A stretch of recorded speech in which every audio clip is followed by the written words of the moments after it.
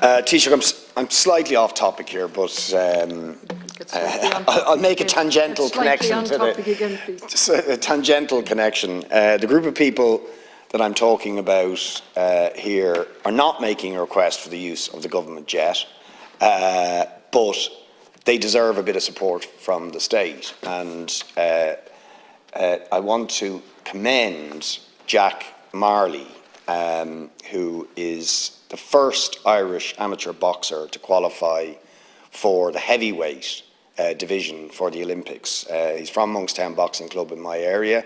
I'd also just like to congratulate Sean Murray, who's also from the same club, who didn't qualify at the weekend but has a couple of other opportunities.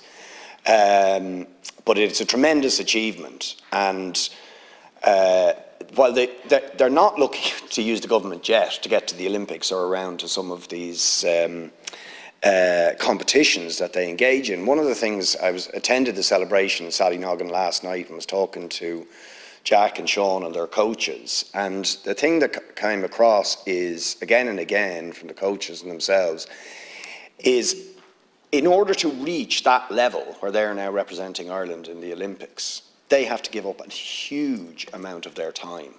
He's 20 years old, and there's a lot of costs involved in that, a lot of costs, and they have to give up time working and so on, but often not great support financially for them having to do that, and in many cases very, very poor facilities that they're having to train. I mean, Dunleary Down are finally moving towards giving them their own purpose-built facility, but many, many other amateur boxing clubs around the country don't have those sort of facilities. So I just think, sort of out of tribute to the sort of success that Jack Marley has achieved, that we should look at ways that we can support our young talent in boxing and in other areas of support who are reaching that very high level but often don't get the kind of financial support from the government that allows them to continue at that level. Thank you, Deputy. And now the question on the government jet?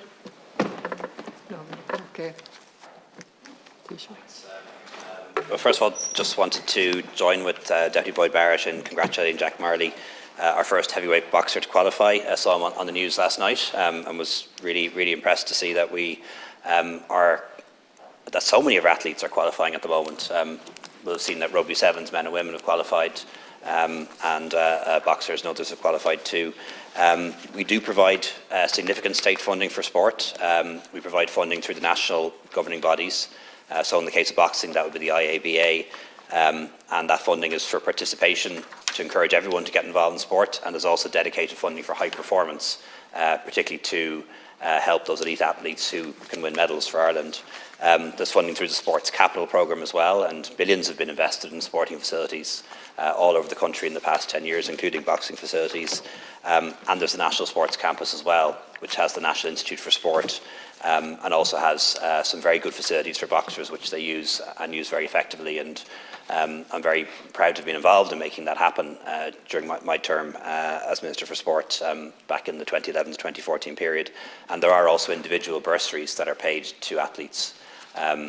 It's not a huge amount of money, but it gives them some financial support, recognising the fact that there are real costs associated in being a high-performance sports person, and also that there's loss of income involved, because you can't do the work you'd like to do, or you have to put your career or your studies on the back foot for a period.